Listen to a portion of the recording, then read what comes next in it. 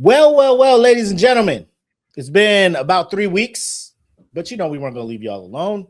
Dynamic duo Black and Mac back on your screens. Another episode of the Smoke Pit, and a lot of life has been lifing. As you can see, I am indoors, and that is because we missed one episode because I was driving my son cross country to Arizona and moving with his friends, which left the room, which is why I'm here. I'm still trying to set this shit up how I want it.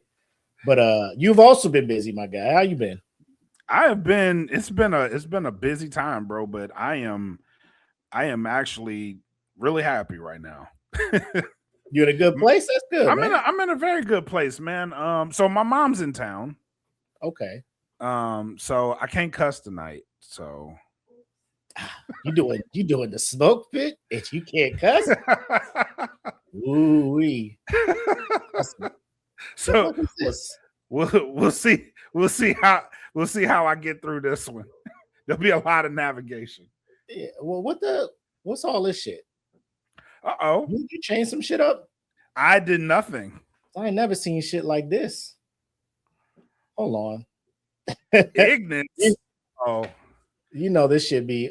Hey, we'll be right back.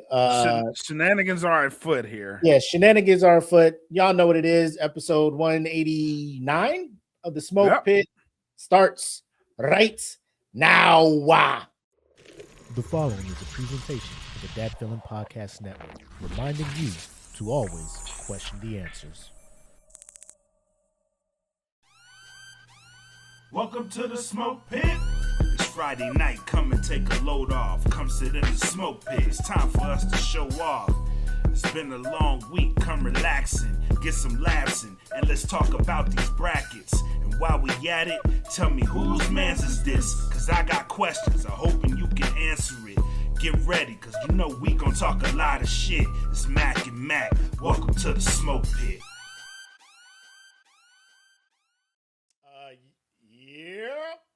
Yeah, it's still here. We kind of know what it is, something like that. Yes. You didn't find anything? Because I was sitting there looking. You know what? We do have this new show on the network called the D1 Ignorant Podcast. Yeah. Let me see if I can get some guys in here who can help us explain exactly what's going on. Let me see what we got. Yeah. Do that.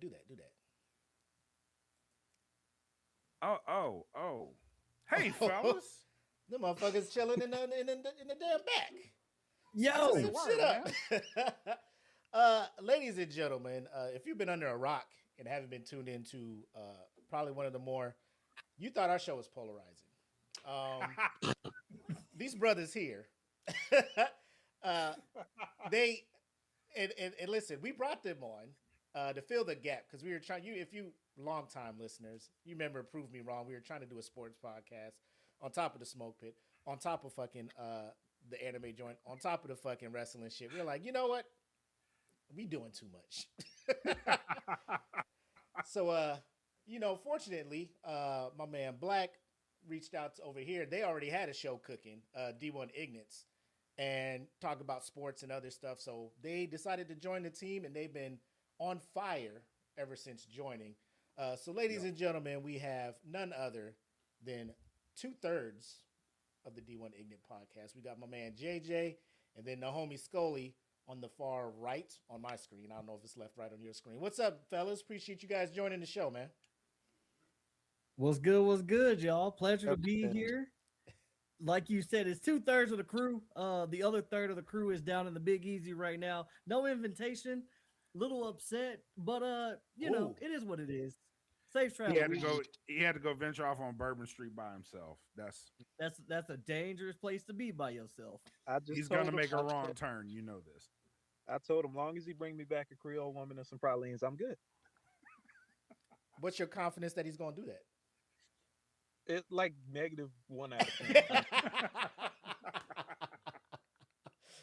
Hey, so he out there alone and unafraid?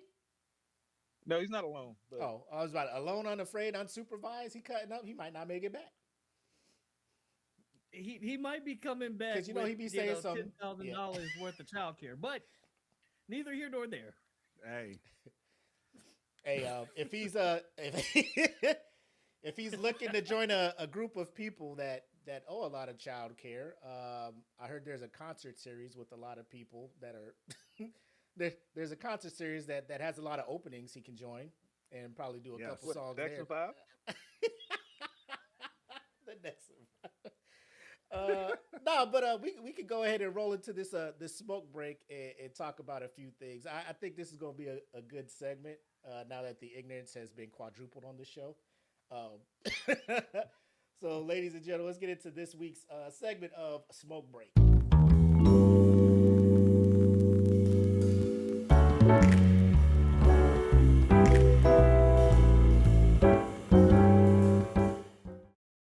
So, like, I'm not really trying to track things with this, right? It's just stuff that just keeps popping up on my timeline. But apparently, this 4th of July is supposed to be special. 250 years of American greatness, and so forth and so on, right? Don't Scully. Scully. So, unbeknownst to me, you know, with all the tours and things going on, there's been an even bigger musical experience. You like Coachella, get that out of here. You know, fucking Astroworld Tour, get that the fuck out of here. Rolling Loud, what? Let me tell you guys about fucking Freedom 250 concert series. So I'm assuming you guys are tracking. Like, this isn't going at all the way they planned it would go. I've actually never heard of this. Actually, this is the first time. Say word. Oh, this is gonna be good. Hey, let me just run down the guest Buckle list. up. Let me run down the guest list of what they thought was going to be slapping. Mm-hmm. So Certified. they had Bret Michaels, the Poison, the singer from the band Poison. If you weren't born in the 80s or 70s, you probably don't know who the fuck this man is. Martina McBride, a country music star. They had the Commodores, right? They were locked and loaded for this. You lost it. but I thought he got out the car. You had Morris Day in the Time. You had Young MC, Flow Rider, right?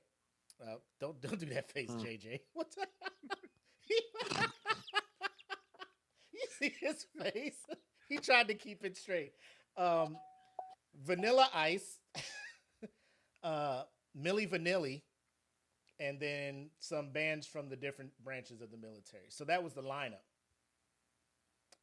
What if I told you, here are the people who dropped out the minute they realized it wasn't like just a celebration, but like a thing to back the president.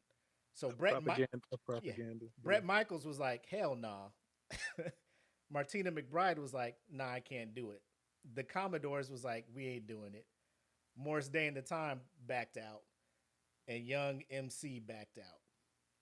CNC Music Factory has been contacted, and they're kind of on the fence if they want to do it or not. But Flow Rider's still on board. Vanilla Ice is still on board. Milli Vanilli still on board. And obviously, like, Kid Rock is going to do his thing. So, Should I? The floor is yours, bro. Okay. Floor is all yours. What the hell? First of all, Mm-hmm. so y'all remember in what movie was that? Last House. Do you need some money? Like, cause what Flow Rider definitely needs that check. I don't even. What was that? Set It Off with he was. Do you need some? Is This that is the one Best you're talking Man. about? Oh, Best Man. Best man. There you go. It was Best Man. Do you need some money? Like, what are we doing? And then the other thing is, like, shout out to all the people backing out. Whatever. What did y'all think this was? Like, who called y'all? Who did y'all? We're anything involved with that Nacho Nazi is going to be a big old whatever. And then also the last thing I'm gonna say, and I hope I don't alienate some of y'all's guests. They know what it is at this point. You tuning in the Smoke Pit. I was about to say I saw something basically where There's a woman is a white woman. She's a content creator. She's like, I'm the foremost expert on white trash, and she's like, you don't have to be poor to be white trash. Sometimes you can be a millionaire, even a billionaire. And basically, I think the reason that Trump is so popular is because he is the epitome of white trash. This whole lineup, Kid Rock, bro. Like, I don't care how racist you are. I don't care if you want every Mexican and Muslim and whoever out of this country. There is just no amount of racism that can make me think that Kid Rock is a good artist. I won't even lie to myself. Like there's only so much lying to myself I could do before it's like, all right, Kid Rock is where I draw the line. Like, you can deport as many people as you want, but Kid Rock though, like that's what we're doing. It's like we keeping him. Hey. he's staying, but everybody else gotta go. Really? Like, there's so many better racist singers. I agree with that. I agree with that 100%. But I mean, so here's my thing. Like, how come he didn't reach out to Snoop or Nelly? Like, they was 10 toes down for the inauguration, and I think they're bigger names. Like, so here's the wild part about Milli Vanilli. One of them was like, I'm not going to do it. And the other one was like, I still plan to perform. Sir, no offense to Milli Vanilli, but weren't y'all put on blast for not really singing? One of Milli Vanilli, they're dead. No, that's Chris Cross. That's who you thinking of. No, I'm serious. One of Milli Vanilli's members are dead. That's why it just says Fab. I'm surprised. I don't know if this is his real name. Fab Morvan. Fab Morvan confirmed he still intends to perform for the 90s night themed June 26th show. I mean, yeah. Milli Vanilli is like completely on brand, if we're being honest. Like that's just going, that's leaning all the way in on very much everything, playing the part. It's just like, hey, we don't sing anyway, so we might as well. Like, but this dude is on a quest. Like, I'm no lie, he's on a mission to prove that he could actually sing. He's been doing this for years, so him being on the show don't surprise me. It's just the fact that you booked Milli Vanilli. So he's been trying to prove to the world, like, I can really sing. Yes. And nobody's believed him yet. Because he had to have been on this quest since the late 80s, early 90s. Very much. Hey, some people just, there's a whole documentary. I don't know why I watched this. Some people just don't know when to stop, or start. Is that a gift? This man's on a One Piece quest. Is that he's to prove he can looking sing. for the fucking One Piece. JJ, what's your thoughts on it, man? Like, any of these let me just say, Flow Rider will be down here during the Busch Gardens summer concert series here in Williamsburg. So he's a yearly, he's on the books every year to come here. Him and Chris Kirkpatrick from NSYNC. So I'm glad he can still come see his loyal fans in Williamsburg before going and shutting the nation down on July 2nd. At the Freedom 250 Fest. But what are your thoughts on it, JJ? I mean, I got two things. First and foremost, for all the people who are into this, I don't think they pay attention to this show, but we're gonna say it anyway. Didn't we try this song and dance with Clanchella? I mean, whatever that rally was, the halftime show. Oh, the halftime show. Like, didn't we already? By the way, this? I'm taking Clanchella. That's merch. That's just chef's kiss. Merch. I'm just saying, like, didn't we already try this song and dance? And we saw how it went. I mean, nobody really saw how it went, but at the end of the day, hundreds of thousands apparently already. Apparently, what is the obsession with Kid Rock? Like, I keep going back to Kid Rock. Like, why Kid Rock? Why are they trying to force him on us? They're like this. Well, I mean, it's the president. He's only, like, I would say, like, he's probably the only semi-relevant celebrity that comes out. And so, like, when Kid Rock comes out, people are like, I've heard of him. Outside, they start bringing other people out. Who you're the just hell like, has? That's what I'm saying. Who heard of him? Like, I know of Kid Rock. He came out and he was supposed to, like, on the tail end of, like, Eminem, white people out of Detroit rapping and stuff. So he had this weird trying to rap the bot, whatever it was. I don't even know the lyrics. Bodied it, and then he was like a rapper, and people were like, oh, this dude's dope. I wasn't fucking Every with time him. I heard his name, I kept thinking of Schoolhouse Rock, and it just was like, what is going on? And then it's like, wait, why is I'm Just a Bill singing? And it's like, oh wait, no, Kid Rock is a whole nother person. I'm just a That's Bill. like, I'm not even trying to, like, I'm so Sitting good. on Capitol Hill. Like, I really, like, every time I kept hearing Kid Rock, I'm like, what? Isn't this Schoolhouse Rock? Oh, Like, shit. legit. I didn't know who he was. But This I mean, is how you know Scully has been around the youth for too long, because he's the teacher of the group. Anyways, we're getting off topic. This is what we needed in our life. More smoke pig ignorance. But the second thing I wanted to say, ladies and gentlemen, if you have been living under a rock, and if you haven't checked out what we talk about on the D1 Ignite University podcast, I can name 5 concerts off the top of my hand that I would much rather sit through than whatever this Clanchella Part 2 is. One of those being Sign Me Up for Soulja Boy at SeaWorld. Absolutely. I would take Rick Ross at SeaWorld before I listen and tune in to whatever y'all have planned. Flo Rida, I mean, the guy that, no offense to him, the guy whose biggest hits are Low, Whistle, Good Feeling. Your president's in trouble. He's been in the Epstein files, and these are like. Never mind. I'm gonna let y'all have it. I mean, Flo Rida is also in his own set of controversies. That's why I'm just like, maybe they just linked up. Like, oh, you too? Come through, my boy. Like, That's exactly what what it they is. did. That's all these folks. You know, you got the country representation, and then they all backed out because we're like, look, we're trash, but we're not this trash. And then the Commodores are just like, why'd you call I us? didn't even know they still. Yeah. You know, Yeah. Lionel Richie ain't Y'all even knew with what him. year It it wasn't was. even Y'all know Lionel what was Richie gonna in the happen. Commodores. It's Lionel Richie Yeah. less Commodores. Like, who is y'all? Exactly. Like, what are we doing? Sing hello. That's not us. That's not us. That's No. We're Dude. not doing that. do Brick House. I don't think we can do it without him.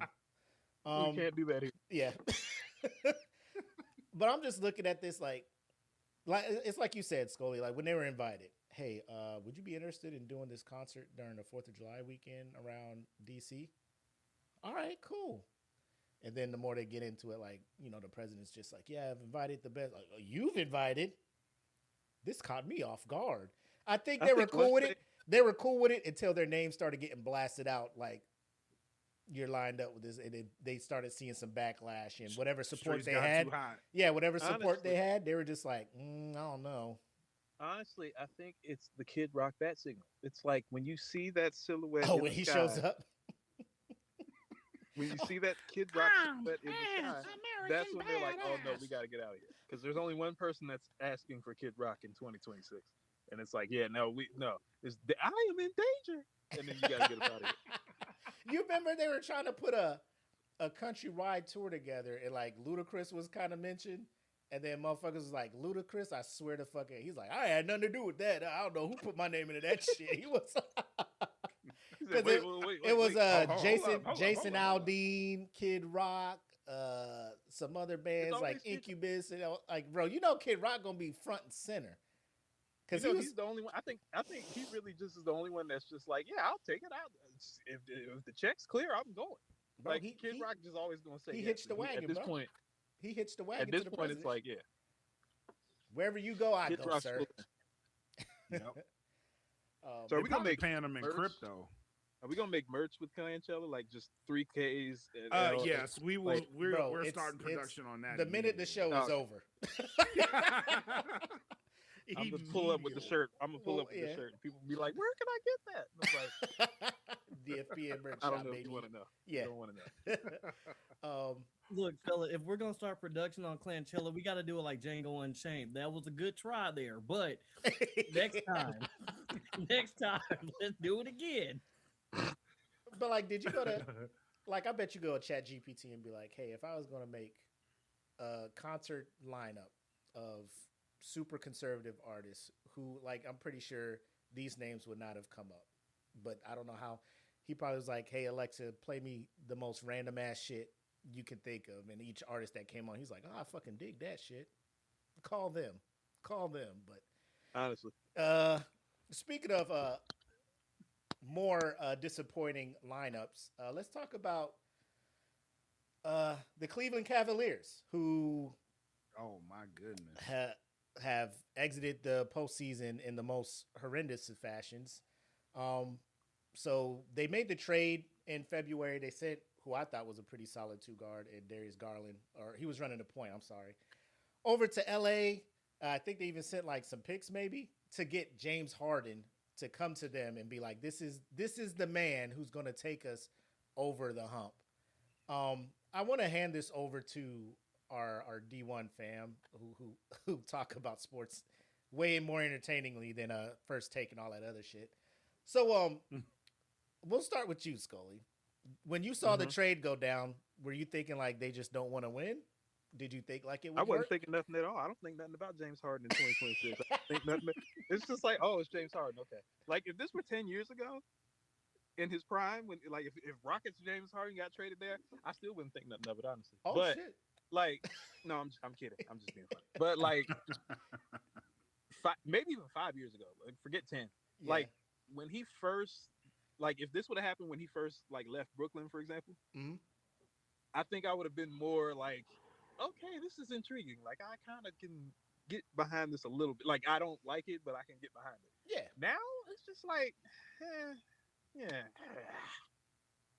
You know, like we know what James Harden is at this point. Like we know it's 15 step backs, 35 points. Sometimes he'll go 4 for 31 because he just keeps shooting. Fact. And then when it's all said and done, he's gonna pull up to the strip club. We know what we get with James Harden. We know what we get. What about you, JJ?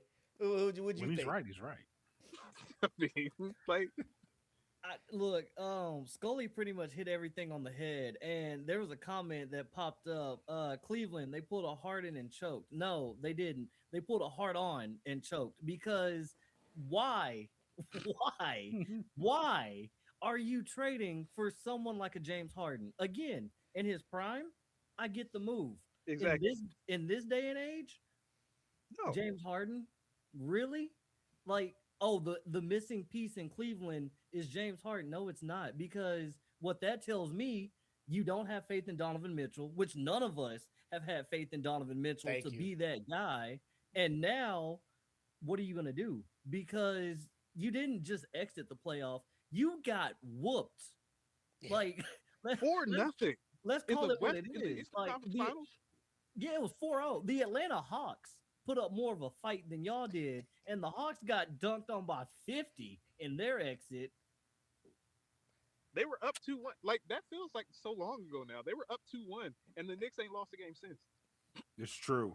Like We in the wrestling world, we blame Danhausen. we blame Danhausen. 100% blame. He Danhausen. removed the curse. So my thing is this, like it's yeah, definitely. So my biggest thing and why this hurts so much is I remember watching game 1 and Cleveland was up by like damn near 30. Like Yep. with 8 minutes to go in the game. I'm just like, well shit, this one's a fucking wrap, you know? Soiled it. And then Jalen Brunson was like, we're fucking dumb. Like they got Harden. Just go. Whoever has Harden, just fucking go. And like legit, when you just watch clips, because I watched somebody break it down on YouTube, I'm just like, this is fucking ridiculous. I don't know why. I mean, don't Mike Brown said it out his mouth. He's like, "Hey, man, when we was in Golden State, we was just like, look, hard, just go right at him." He said Go that right out at his him. mouth in the press conference. Yeah, He and I'm doesn't play defense. and my thing He is never like, has played defense. And that's why that's the confusing part is when they traded for him, it's like, okay, the whole problem with Darius Garland and Donovan Mitchell together was, oh, it's two ball dominant guards who are small who don't play defense. Okay, cool. Well, my answer for that let's is get an old a 6'3", 37-year-old ball dominant guard who that don't doesn't play defense. And now let's double down and possibly flirt with 42-year-old LeBron James. Because that's the offseason. That's the big offseason. Oh, and by the way, they won analytically. Don't forget. Yeah, Analytically, they won I don't the know that, coach, but I'm just like, as a Laker fan, I am fucking it boils my fucking blood when coaches, because we had Darwin Ham who would sit there and legit watch us be up against the Nuggets by 10, and the Nuggets start walking us down, and I'm like, all right, Darwin. You gotta sit right there and shoot that gun. You just Yes, hands he in your is. pocket. Hands in your pocket. We cool. I just thought I'd let the guys play through it. You know, I'm like, what are we saving timeouts for? They don't roll over. This ain't rollover minutes. You don't start the next game. They got 20 timeouts.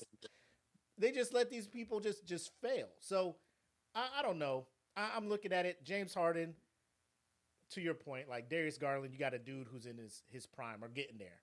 You got Donovan Mitchell. I mean, he's like 26 years old. They're like 25, 26, whatever it was. Yeah. So you had longer legs with this dude, the ability to kind of build around him and find pieces. Because Minnesota's kind of like that. They just had all these offensive dudes, and then they went and traded for Rudy Gobert. Like, it hasn't pushed them over the hump, but like now you got people who can focus on offense, and if they get beat, like Rudy Gobert's there, like you're not fucking doing shit. I think Houston kind of did that too when they went and got Dwight Howard. Like, all right, just be out there. If they get by you, got a rim protector. I think Cleveland thinks they have one, and what's the dude named Mobley or Allen? Well, Jared Allen and Evan Mobley, you got them twin towers down there, right? But I mean, They need growth. They need experience, though. That's why they're about to get a 42-year-old LeBron James. You think LeBron headed over that way? Because what the hell? No, like they're. I don't believe it, but I'm just saying, like everybody is like trying to make this happen, and I'm just like, no, stop it. Yeah, I heard him talk about it on like First Take or some shit. Like, y'all just looking for shit to talk about now. Exactly. Also, by the way, yes, Donovan Mitchell, bro. Can we talk about him? Donovan Mitchell, like, see, I've always had issue with Donovan Mitchell, just even going back to Utah, just in general, because it's just like, yeah, like he's good, but like there's a difference between superstars and stars. I think he's a star. I don't think he's a superstar, which I think is the difference. And that's the first thing the issue I have with him. Second issue I have with him is he has too much. He has too much. There's no, I mean, he's never, as long as you are married to Coco Jones, you will never do right by you. You will never do right by me. I don't want to see him win a finals as long as Coco Jones is in his corner, because that's just too much. That's the greed they talked about in the Bible. Like you can't have it all. You can't have it all. It's not fair. Oh, it's not fair. That jealousy is warranted. I agree there. It's not fair. Like, I mean, and this may be just me. I agree with. No, it's not me, because you were like, he's a star. People are trying to build him up, because I remember his rookie year, he came in and they beat the Thunder when they had Paul George and everything, and he was. I was like, this man is not playing like a rookie. And then went into Houston when they were running through the league, and they stole one game on their court. I'm like, this man he's got that dog in him. And then he disappeared more, I think, in that Knicks series, in that Pistons series, than James Harden did. And I'm like, nobody. I agree. They're such a weird team. Like, Evan Mobley should be taking that next step, and it just feels like he hasn't. Mm-hmm. Like he's kind of is what he is, and I feel like that's what it was. Like this team was supposed to be built where like Evan Mobley was supposed to become the guy, and then like you have Donovan Mitchell, and then you have Evan Mobley, and James Harden really wasn't supposed to just be nothing but a distributor. But what happened was not that. And so, like, I don't know. Like, it's weird. And now they're talking about trading. It's not Evan Mobley. If anybody gets traded, it's probably going to be Evan Mobley, because he's the only one on there where it's like any type of value. But they should not do that. I don't think, not yet. Mm-hmm. But I don't know. I don't know what's going to happen in Cleveland now, because now they're about to get a new head. They just hired their new head coach. I thought they said he was staying. They fired that dude? Or no. No, he's still there. Yeah. So they hired their new GM. GM, yeah. Or something. I don't know. But it's a lot going on in Cleveland. I don't know what's about to happen. Cleveland's problem. Well, let's go Donovan Mitchell first. Yeah. Donovan Mitchell's problem is he's always been in a small market. And I think him being in a small market limits the people that he can play with, because you're not going to get any stars to go into those smaller markets. Unless unless you pay big money for them. So he needs the ability, and I haven't seen this out of him yet, is make everyone around him better. Right. I haven't seen that from him yet. I'm not saying it's not there, but I haven't seen that ability out of him to where when it's clutch time, because we've seen it in the Knicks series, we've seen it at points throughout the season too. When it's clutch time, you could take the game over consistently. We haven't seen that out of him, but also he hasn't had that person that you could feed off of. And I think that's what the Cavs were thinking they had in Harden. They were sorely wrong. They thought they had somebody that he could feed off of, and it kind of takes the heat off of him a little bit. And with the pieces that you have left around him, it's enough to get them over the hump. It's just not. You need someone there that's a presence to where you could take over whenever you need to. And for the rest of the time, you're just managing the game. He can't be the guy, and that's his issue. Yeah, Harden was a presence in them strip clubs, though. Man, yeah, bro, absolutely. yeah, you can't go immediately after getting swept. You gotta watch the bad taste out your mouth.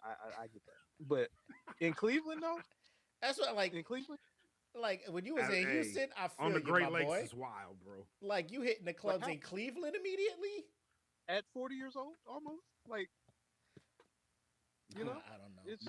Them Cleveland. I will say, Lock, Donovan had a chance to get out of small market. Like he didn't have to re-up with the Cavs because he went there and their plan was like, we can impress him and he'll re-sign. He could have easily went to a bigger market. He's from New York. I think he wanted to be a New York Knick, and it just he would have had to get traded to get there, and they weren't going to trade him there. I think they went ahead and made because they already had Brunson. Well, yeah. No, this is before. Yeah. This is well before Brunson. This is really? when he first got to Cleveland. Oh, okay. This is when Brunson was still in Dallas, and he hadn't signed yet. And I'm like, everybody kept saying, "Oh, Donovan Mitchell's going to go to the Knicks because he's a hometown kid. He's from New York. Yeah. He wants to go to a big market." Remember that. Like and then he just got traded to Cleveland, and then New York signed Brunson, and everybody's like, "What the hell are they doing? What are they doing? Why?" And it's just like, it's just all kind of butterfly effect. Like, imagine if he would have ended up going to the Knicks, you know. Speaking of, we already talked about Eastern Conference. Let's talk about this Western Conference series, which is more entertaining, right? Depending on who you talk to. But a lot of the conversation around this series is OKC playing the flop card a lot. Are y'all agreeing with this or not? And especially when it comes to Shai Gilgeous, because I think the game 4 game 5 that they played and won, he had 32 points, but he had 16 out of 17 free throws, and people are just like, yes, it's 32 points, but look how he's getting them. Y'all got any problems with how he's manufacturing the points? Like a Houston James Harden, like just averaging 12 free throws at more than that a game. Do y'all think that's good for the game, bad for the game? Well, what's up with that? I hated it when James Harden did it, but I think it's overblown now because we have social media. So like everybody's got their montages that they're putting together. Because I'm like I said, they made rules for James Harden. Like they made a whole set of rules to stop James Harden from flopping and his egregious, and not just him, Trae Young as well, and several others. But like those were the two poster boys for it. Ow. But I feel like it's slightly overblown. I mean, we're to the point now where like Jason Williams is on ESPN making segments called Life Alert, and I fall in and I can't get up, and I'm just like, bro, like it has never been this bad. Like he is not flopping any more than anybody else to me, just from what I've seen. Is it bad? Sure, I hate flopping in general, but like the refs are the ones at the end of the day. Like he ain't telling the refs to call it, bro. Like it's just, like I mean, you don't become a 2-time MVP by flopping. Like I get what people are trying to say, but like it's going a little overboard. Now he's not helping it when you're sending cease and desist letters to people who are making fun of you, but I feel like it's going a tad overboard now. Like it's like we're acting like he's the only person in the league that's ever flopped. True. What about you, JJ? This is true. I mean, it kind of like Scully said, it's not good but it's really not bad. It's more overplayed out because of the day and age that we live in. We kind of touched on this a little bit during the last Ignis show that I was on. The physicality of the game is really going away. Like, you players aren't able to, put their shoulder on somebody without being, oh, you touched me, it got to be dramatic and be theatrical about it. Like, basketball's turning into theater, which is weird to say, but for some of the players, they take advantage of it because it's like, oh, if I can just get the ref's attention and from their angle, if they blow that whistle, boom, I win, right? But the Western Conference, dude, we knew in the beginning of the season it was going to boil down to San Antonio and OKC. We didn't think it was going to be the way that it was because San Antonio was putting belt to ass on OKC during the season. They beat them during the regular season. They did not lose to them. Yeah, man, like, it was crazy. Like, San Antonio was handling business, and now we're here, and it's like, okay, if you would have asked me in this series, who am I taking? I would have said OKC for sure, hands down, if it ended in 6. Because we're going to a game 7, and because Wemby is a freak, I don't care about the OKC home court advantage. I don't care that they're the defending champions. If Wemby goes in there and gets hot, and then Julian Champagne, that man, if they can both stay consistent the way they did in game 6, I think OKC's in trouble. By the way, Stephon Castle, Dylan Harper, and Devin Vassell have all been balling, and that's 100%. The other part. The only thing that scares me about San Antonio, whether it's in this series or even if they get to the finals and play New York, is their depth. It's the only thing that kind of is like, like when Wemby's on the bench, it's a little, I don't know, little shaky. We just saw Jalen Williams is out for game 7, so I don't know. I mean, they've been playing well without him, but like this is game 7, so like you need everybody. So I don't know. I think they didn't need him for game 6. He could have sat.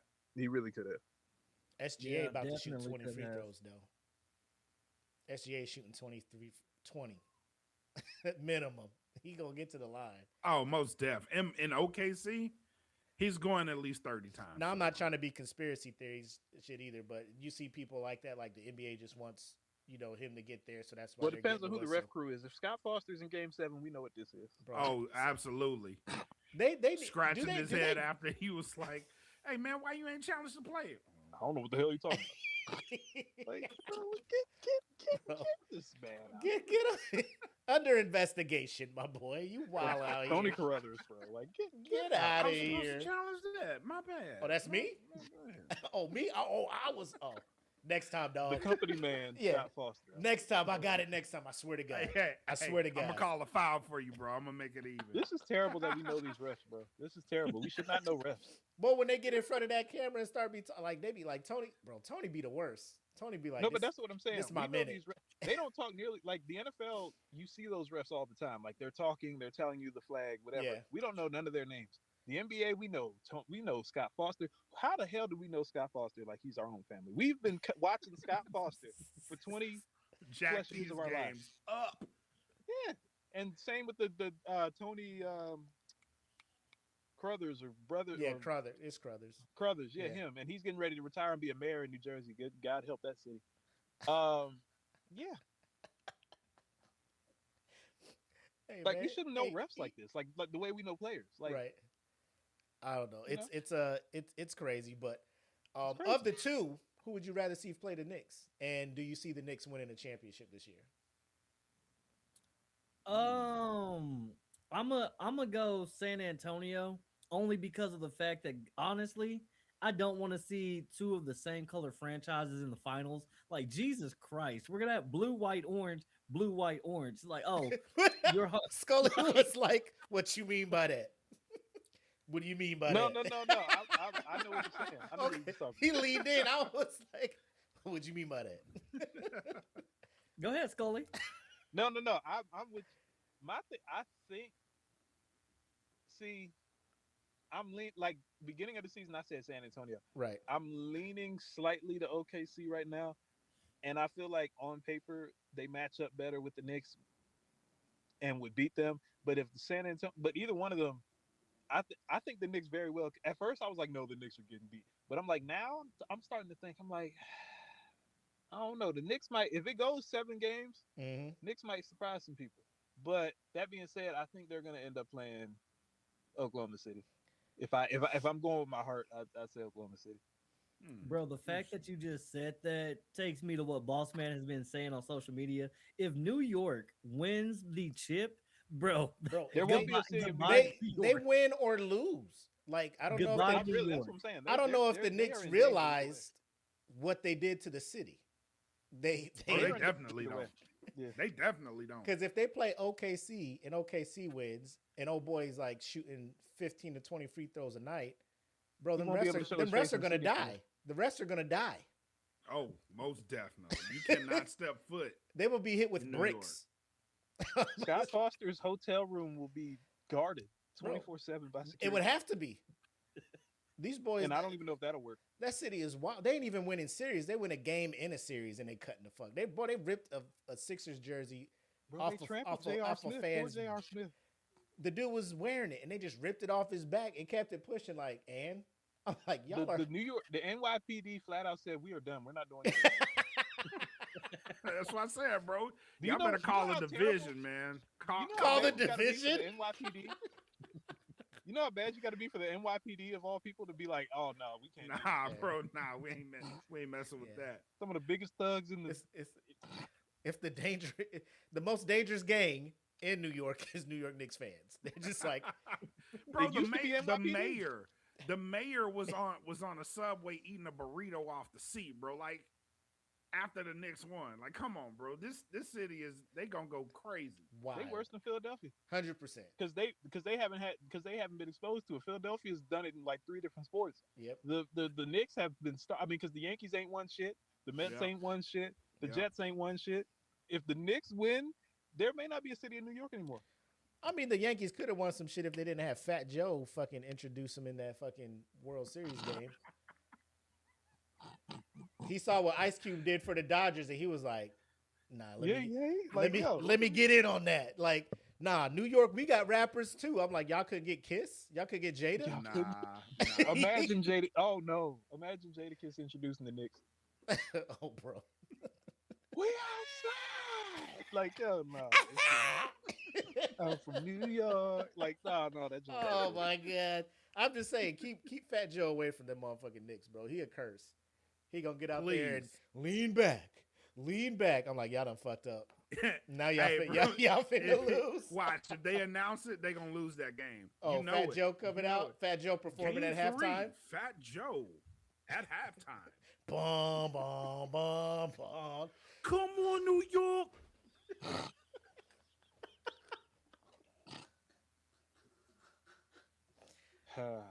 Bro, every time I hear the intro to that song at age 30 and up, I'm just like, let this shit go, guys. This ain't the was a anthem. This time. ain't the It was anthem a you time. think it is. This is not that.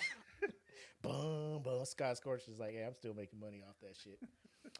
But that's a good discussion. But I do want to bring up our segment of Who's Mans, and this was something that has been 3 weeks in the making. I know we wanted to talk about it, Black, but we just couldn't find a time to meet up. But now that we got the ignorant folks here, I think it's time for us to get into our segment. Who's Mans is this? Hey, who mans is this? Oh, mans is this? Who mans is this? I need to know. As you see the name at the bottom, I'm pretty sure people are just like, oh shit, you're gonna talk. Goddamn right, we're talking about this goddamn roast. And I know his middle name was Darnell. every time we do this, we try to bring up the government names, so there's no there's no denying who we're talking about. There's no debate. Yep. Oh, him. We talking Oh, about you talk about Kevin Darnell. So I don't know if anybody here has seen the roast in its entirety. I did not, because I was like 3 hours. God damn, this ain't a Marvel movie. So I did go see clips, and then I saw some of the jokes that were being told. I'm like, well, let me go kind of watch a little bit more to see if there's one of those you didn't get the full context of the joke. And some of these things, I'm like, I don't know if full context is needed when you're making these jokes. Now, for those who haven't heard, the roast of Kevin Hart was on Mother's Day, I believe, Sunday the 10th. Yep. And like any other roast, people were just expecting jabs at the person who it is and some raunchy kind of jokes. But then things started going to me. I'm just like, bro, I'm expecting raunchy jokes about the person. Now you're talking about a collection of people who have like legit nothing to do with this stuff, right? And then the one that really had me like, I want to fucking talk about this shit is when known racist Tony Hinchcliffe went up there. I'm like, why are you inviting this motherfucker to shit, right? And you know he gonna say some off the wall shit, and he just out of nowhere was just like, "You're doing so well, George Floyd," the whole George Floyd thing, and I'm just like, there's no setup, no punchline, no real reason for that outside of just being a fucking racist motherfucker. So obviously Kevin Hart comes under fire, but before we get into like Kevin on the Breakfast Club trying to defend himself, overall thoughts on that, like out of pocket, or is it one of those things where all these comedians are just now like, comedy is comedy, you just gotta be ready for shit like that? How y'all feeling about the roast? Well, I didn't watch a minute of it. But I mean, obviously, you know, right. The internet, you see stuff. Yeah. But somebody made this point of like, you got comedians that complain about, oh, you can't be a comedian anymore. Everybody is sensitive. No. That's not the problem. Y'all just ain't funny.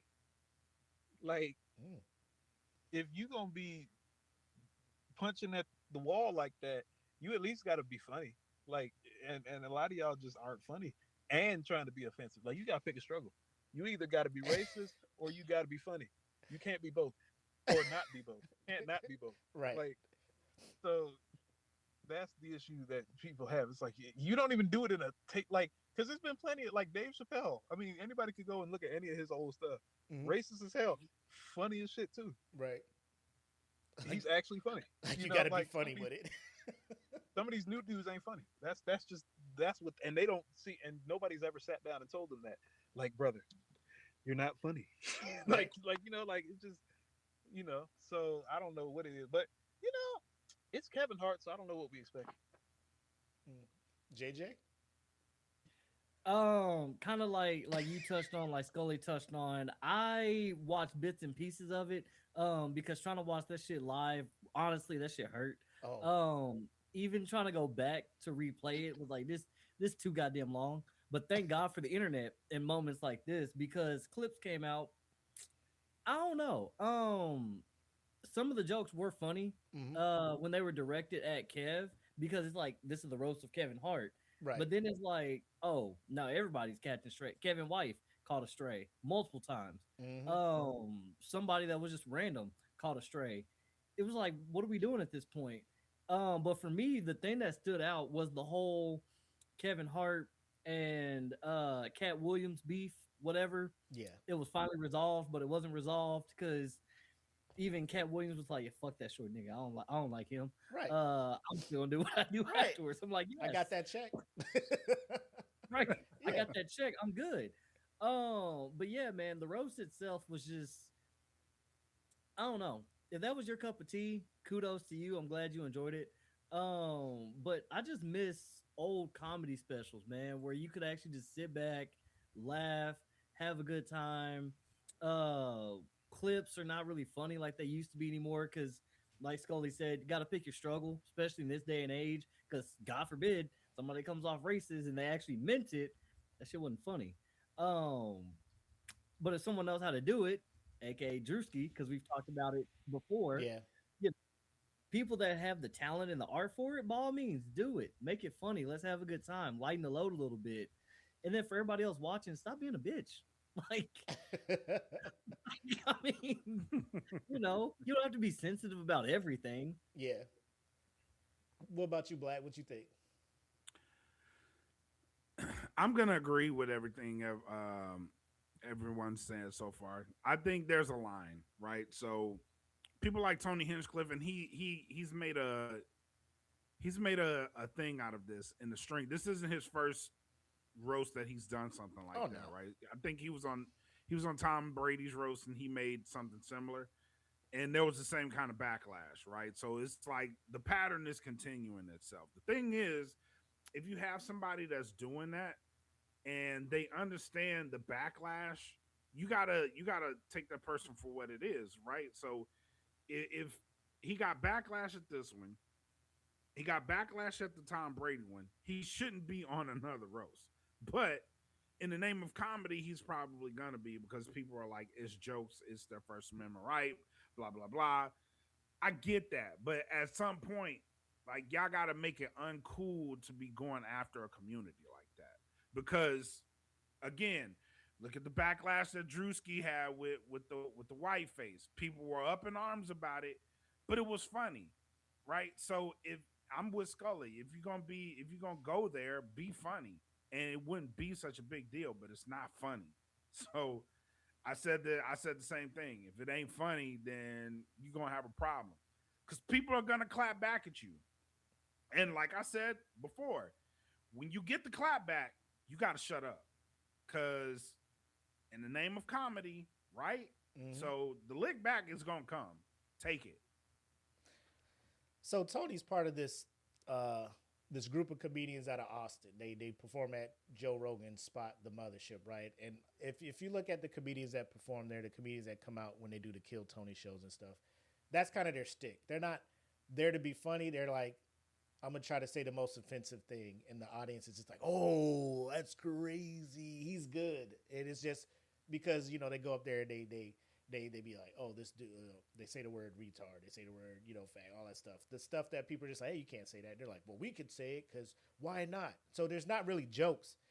Their stick is being offensive. And the more offensive you are there, the bigger you get, right? That's why, you know, Tony does tours, but like he's really selling out in, you know, I don't want to call the state what it, but like Tennessee and these southern states. Like he'll come up to New York every now and then, you know, and do some stuff, but like that's what he is. So to your point, Black, is like, you know, the kind of comedy this guy does. Why are you bringing him? Like, you know, he's tend to say some shit, but like it wasn't just the Kevin shit. Like Cheryl was up there, Underwood, the shit they were saying about her husband who committed. So I'm just like, yo, like that. I watched that shit. I'm like, do I really want to be a comedian? If this is the shit I'm gonna have to sit through because of the love of the game, you know, like if I'm sitting up there and God forbid my wife passed away like that, and they just like the roast of Willie McCoy. Hey, remember when your wife, boop, like cut live, like bro, you ain't. This shit is off limits. So another thing I want to get to is I've been reading online that these jokes were written by writers and were vetted ahead of time. So people were like, I know what's about to be said. So you read this ahead of time. You're like, yeah, let's roll with it, right? I'm okay with it. So I say that because I want to bring up the actual interview he had on Breakfast Club where he's sitting there backpedaling like a fucking all-pro cornerback, you know, saying that nobody knew what the jokes were. Like they just do them. And I don't know who to believe. Like the internet saying these things were written by writers, you know, the writers were mostly white. And Kevin's just like, my production company's the one putting this on. I'm in charge of this thing. So I'm like, I don't know if this is really helping you, Kevin, saying you knew all of this shit was going to go down and you let it happen and you could have stopped it. But we'll play a little bit of it. We don't want to play the whole thing, but there's like a 17-minute clip that Breakfast Club put out. We'll let it ride. Where's the play button? Yeah, the George Floyd joke, it wasn't a tasteful joke to our culture, to our audience, but our audience that's watching the roast, if you're watching the roast, you get why they're doing it. You get why the racial humor is on the table. Like it's not, I wasn't shocked. Like that's what they do. Go look at the Tom Brady one. Like that's what they do. It happens every year when they do a roast. It's not new. This isn't a new, it's not a new agenda. It's not a new approach to comedy. Do you feel like Tony Hinchcliffe went too far when he made that joke about George Floyd? It's Tony Hinchcliffe. Yeah. Like I don't expect less. I don't expect more. I feel like you're saying going too far is the point. I don't want to put words in your mouth. Yes, I mean that's why you're there. Mm-hmm. And I hate to say this, but I'm going to because we're being honest. People are talking about that joke. Talk about his set. Tony Hinchcliffe arguably had the best set or one of the best sets between Tony and Cheryl, and I would say Naeem had a really strong set. Naeem had a very strong set. I was laughing out loud at Tony until that. Until the joke. But not even just that joke. I don't like when people joke about violent, tragic death.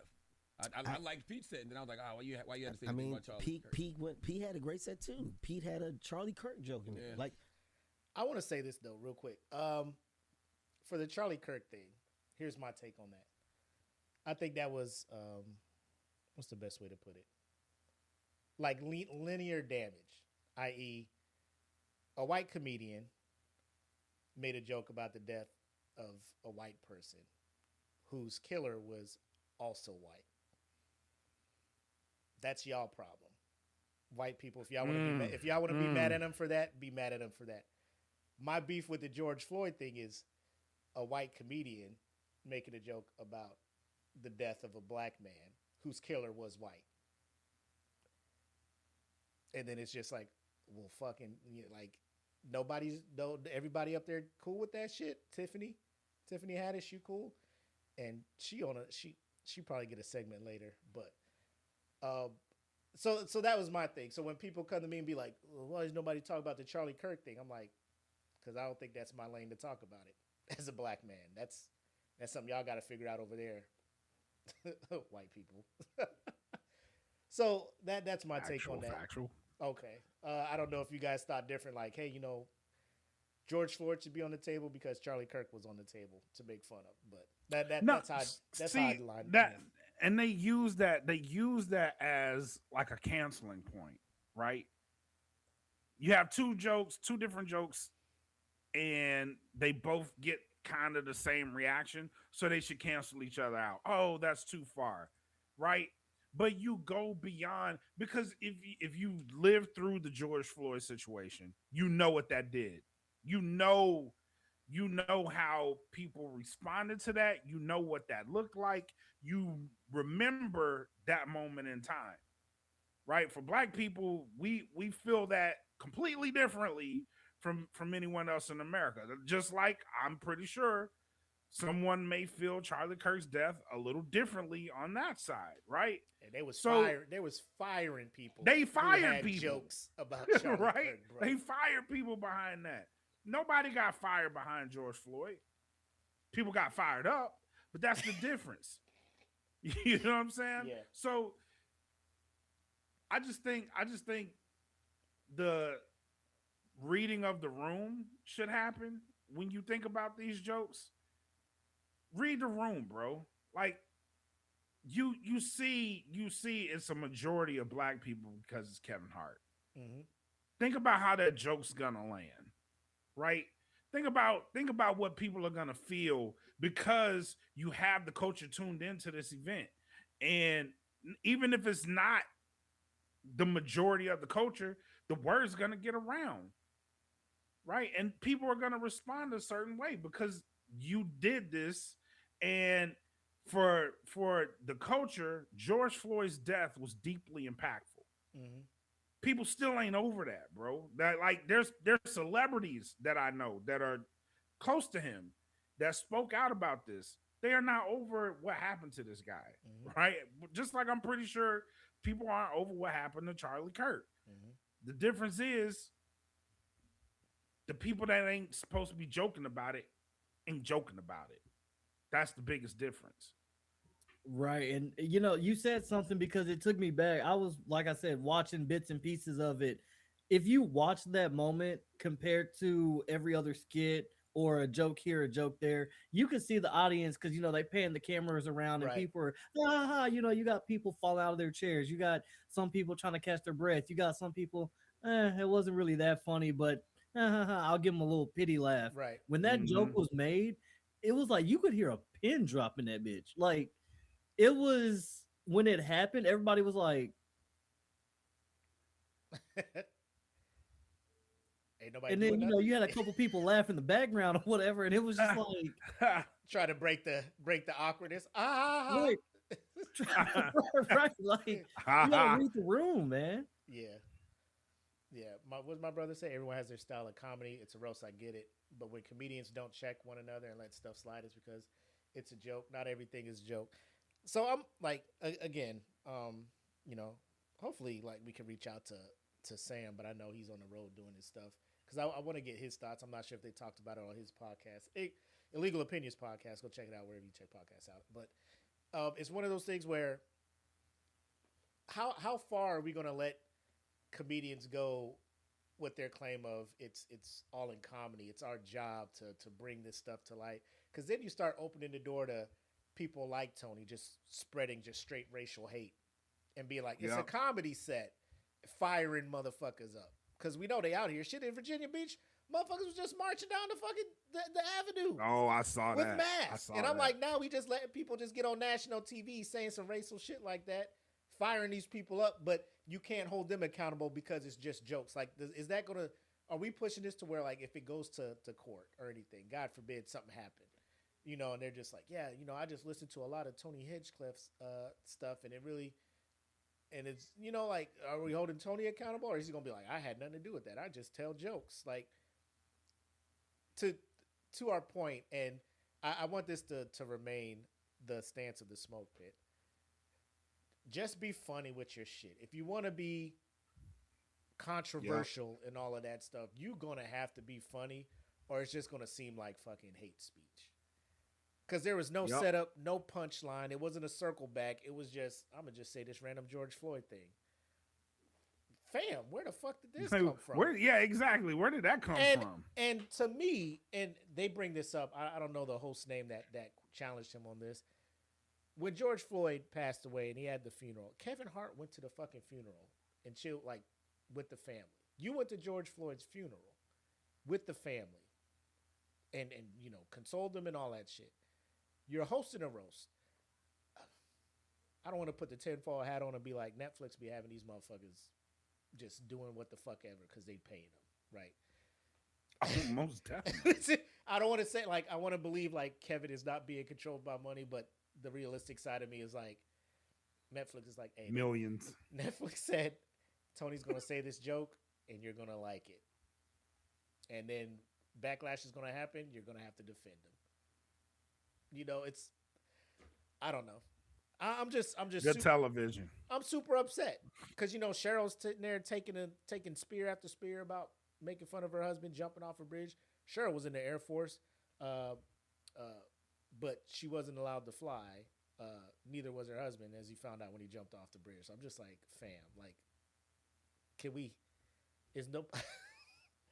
I don't know. Like that's what I was like, maybe being a comedian is not for me, because if I ever have to stand there and just allow people to say off the wall shit about people I love and their untimely passing, that was a traumatic time in my life, but it's fun for y'all. Fuck y'all, you know, because I'd sleep a motherfucker. I'd have to 100%. Hands would have to be placed on you on Netflix, and it would turn into a pay-per-view at that point. You know, like it's a. The heat will immediately be off of Will Smith permanently. Will be happy. Yes. Now he gets it. You see? Now he gets it. But it's But the last thing I want to bring up is towards the end, when they're talking about, you know, how the culture feels about it. He goes, nobody's done more for the culture of black comedy than I have. Look at all the jobs I create. Look at all of this. Look at that. Look at this. You know, like so many people ate from the money we made off the roast and stuff. How do you feel about when, like, something like this happens where you know it's a very controversial thing that happened in the black community, the death of George Floyd? A lot of people don't take it funny. He let it happen, and his big thing is, I didn't tell the joke. Don't be mad at me. I didn't tell the joke. Be mad at Tony. Do you think people are allowed to be mad at him for allowing that to happen? Or is he kind of in his he's not wrong when he's saying, why don't y'all light Tony up with these comments? Why are y'all in my Instagram lighting me up? Talk about I'm tap dancing, I'm a coon, I'm this, I'm that. That who you said, JJ go first? Go ahead, JJ. Man, you know, it's a hard conversation to have because kind of like what Mac, you know, touched on, man. You want to have some kind of human sympathy, compassion for Kev, like man to man, whatever color you are, black, white, blue, purple, what don't matter. Like just that human compassion and emotion. But then it's like, I don't know, because that money does things to people, and when you got everything, you got all the movie deals, you got everything, you got streaming deals, you got this, you got that.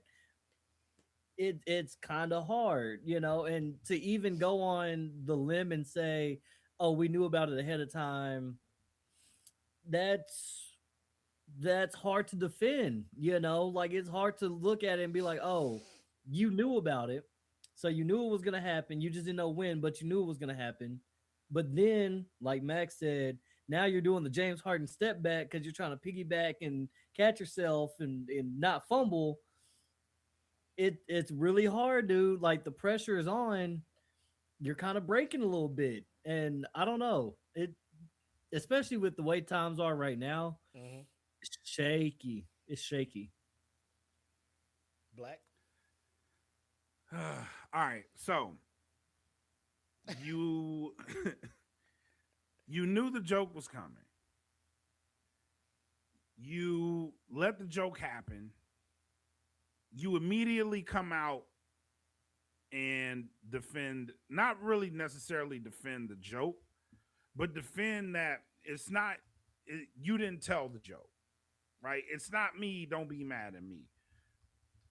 But you have to understand the position that you're in. You obviously understand it because you're like, people ate good off of this, right? Yeah. You obviously understand your role in it. So understand that you should be the person that's fighting for it, right? You should be fighting for it not to happen. In this age where Black people's voting rights are getting tampered with, Black people's rights are being tampered with, the images of Black people are just out in the openly being and putting negative connotations, right? You have to understand your role specifically in this time period when everything's trying to be rolled back to desegregation, right? We're slowly working our way there, unbeknownst to a lot of people because people just don't pay attention. But if you really pay attention, they are trying to reverse this clock quick, fast, and they're being successful at it. Someone at that level with a platform that big, when you assume that much money, bro, it comes with a lot of responsibility. If you don't understand it, cool. But understand that your image is something that a lot of people in the culture look up to. You have to be the person fighting for it, whether you like it or you don't like it. If you don't like it, cool, but still fight for it. But don't hang people out to dry with an interview like this, because what you're doing is dishing off responsibility. Your name was on the event. All people are going to remember is that this was Kevin Hart's event. Whether you like that or you don't like that, this is Kevin Hart's roast. And this joke got said at Kevin Hart's roast. And Kevin Hart is on an interview saying, I didn't tell the joke, why y'all mad at me? Sound like a sucker, bro. You sound like a straight up sucker that got paid, and now you don't want the trouble that came with your event. Fight for the people, man.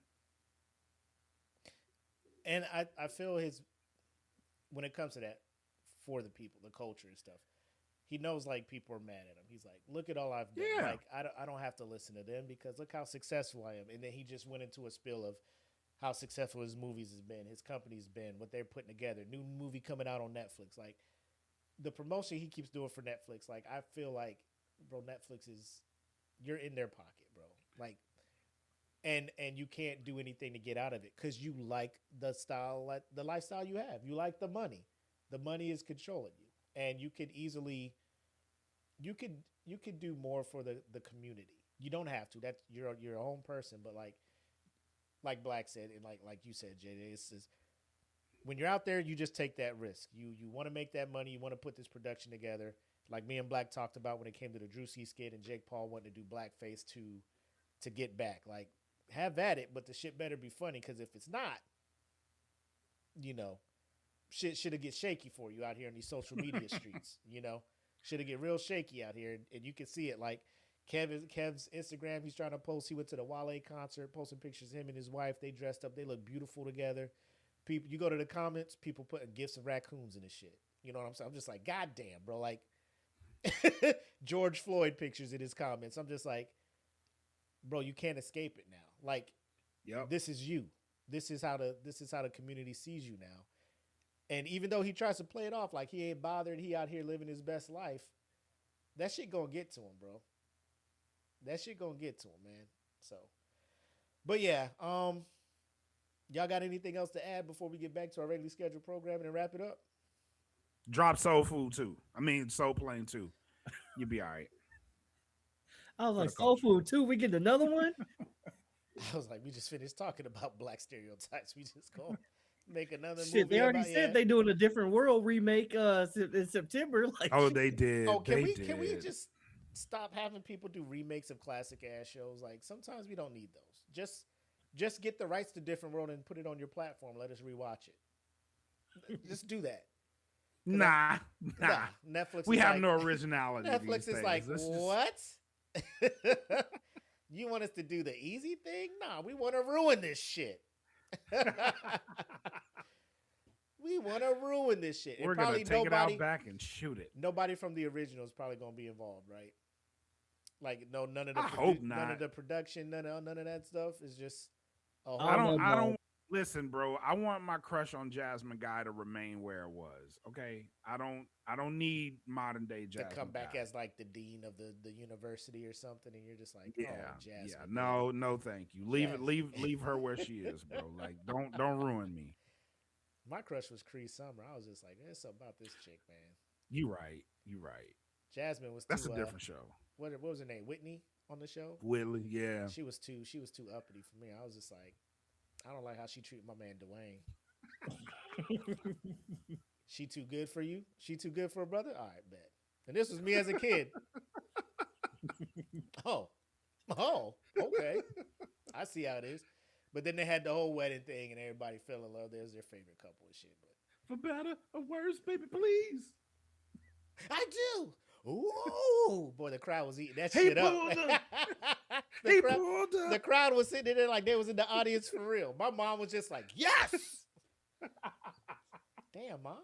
Scared the shit out of me. But yeah, so let's go ahead and get back to our regularly scheduled program and wrap it up. And now we return you to our regular scheduled program in progress.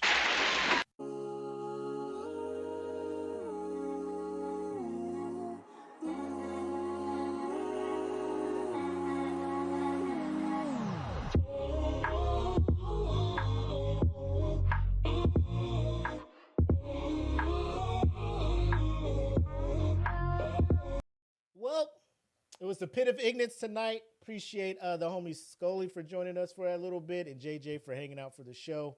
I do want to ask, since I got the, No Gimmicks crew here, you guys recently did a segment about MPW shutting it down at their main facility where they had a lot of events, a lot of things, a lot of history being made there.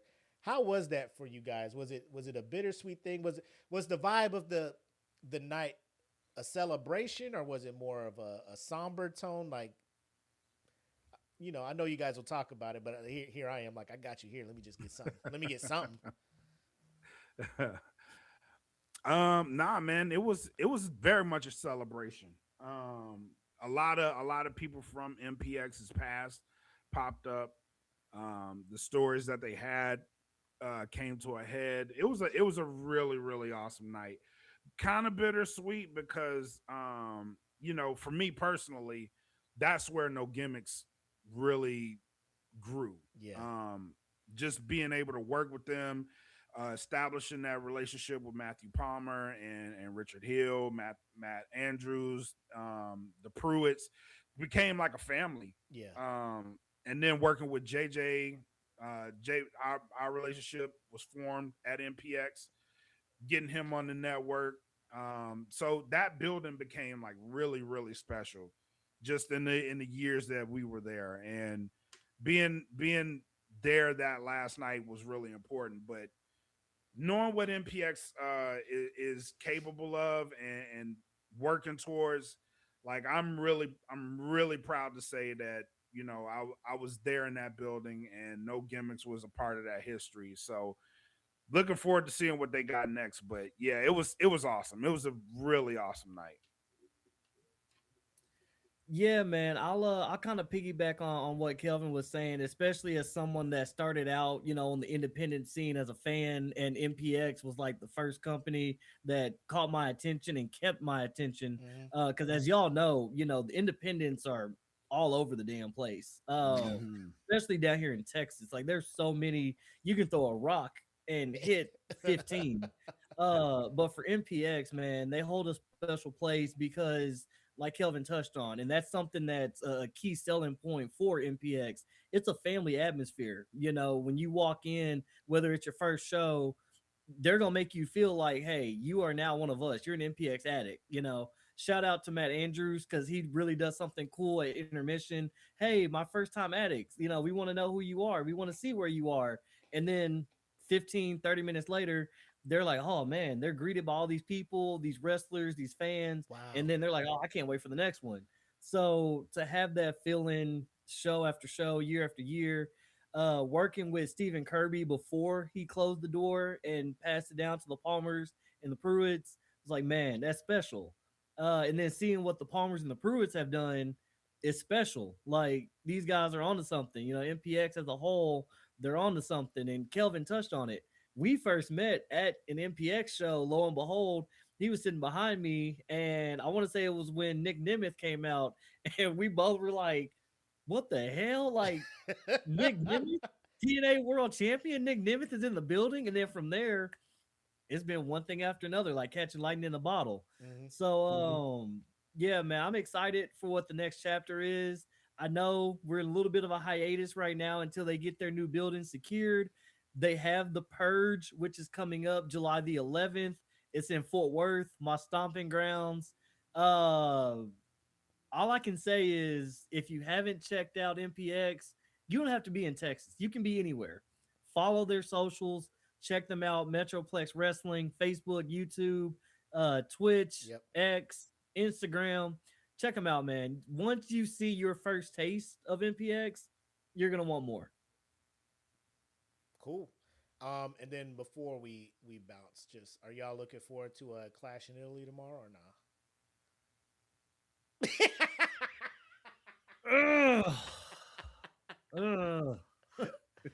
I only asked because I put it in the group. Like, bro, Double or Nothing was wild. Like I watched Double or Nothing. I'm like, bro, this takes me back to my youth. Like when I'm thinking of a pay-per-view. Right, and then I'm comparing that to these PLEs, and I'm just like, because the amount of people they had on that card, the weight behind each match, though, I'm just like everything means something tonight at Double or Nothing, and you just look at these other matches, you're just like like I'm not poo-pooing if you're a WWE fan, cool, you know, if you love it, I love it for you, but just. Like it's apples and oranges to me, and bro, Double or Nothing ruined it for the majority of WWE PLEs. They ruined it. I don't know. Like I'll keep getting the thing like, hey, tomorrow, Clash at Italy, and I'm just like, bro, didn't we just have Backlash? Didn't we just have this? Didn't we just have Saturday Night Main Event? Didn't we? Why so many of these things? And there's no big storyline going into it unless they're trying to have. Is Roman doing a Roman and Fatu fighting at this one or not? They are. Yeah, they are. They are. Tribal combat of all things. Yeah, I don't know, dude. These PLEs are starting to get hard to watch. And again, no offense to all the WWE people out there. I used to be one of those. It's just like over time, man. The product, man, it's just starting to get stale, you know, like AEW is firing on all cylinders. Hell, TNA, for what it's worth, like TNA is starting to figure it out, putting some stuff out there. They're making you want to pay attention to it. The indies are on fire. And then it's like, all right, we keep getting the same old. Tribal combat. We just saw what happened the last 2 times between Roman and Jacob. So now, if Jacob don't win, I don't care for Jacob anymore, and that's a problem, 100%. Well, I don't want to steal too much No Gimmicks thunder, but I don't know if you guys have noticed, but in the little TV back here, I was streaming USDN chairman. He had a live stream tonight. So if you haven't been checking, he was talking to a couple of creators, the Wright brothers. I love the play on words they got. They write and they do the comics and stuff. Yep. So that's beautiful. Yeah, make sure you check that out. Obviously, No Gimmicks is popping off. The Ignite Crew's popping off. I would just say the easiest place to catch up on all this is you either come to the DFPN YouTube, the DFPN Facebook, or the DFPN website, which we'll all link in the description at the bottom. Post video so you guys can catch up. Oh, when I tell you, right there, we have a young black Steve Jobs among us, Black Mac out here figuring out QR right codes there. and stuff. But yeah, check it out. The website is where you're going to find all the stuff, find the links to where you can listen to the podcast audio and all that other stuff. But I will say, from what I've been seeing, the network is fucking crushing it right now. It's set on like an autopilot, and people aren't satisfied with it being on autopilot. They want to take it to another level. And I just love when everybody's energy is the same and we all want to see each other grow. So Yep. I don't know if you got anything else to add, Black. Anything to say to No, peeps? sir. JJ, where can people find you at? Talk about a little bit about the D1 Ignite Crew. Man, like you said, catch us on the DFPN, Facebook, YouTube. We are D1 Ignite University, the only D1 Ignite University podcast out there. If you stumble across a logo, it's got the Triple D background. We rep Dallas out here, baby, not the Cowboys, because we don't do all that. But we do rep the Triple D, and class is always in session. We love having fun. Wednesday nights, normally you can catch us live, but if you miss it, you can always replay it. We got the audios. If not the next day, then definitely by the end of the week, the audios are out. So love to see y'all pop by and hang out with the Ignite Crew sometime. Yeah, they got a Facebook group as well. So if you have some sports takes, please throw them in there. Drop them. They do respond, and conversations are hilarious. So yes, and it's not even about sports. We talk about anything that comes to mind. Our last show, we were talking about Iceman. So yeah, take that as you will. Did he go 3? Y'all think he went 3 for 3 or nah? I think he went 0 for 3, dog. Like, we're being honest.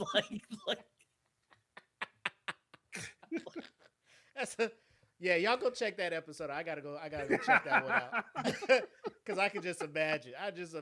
Y'all talking about this dude, man. But if you're reading this, it's too late.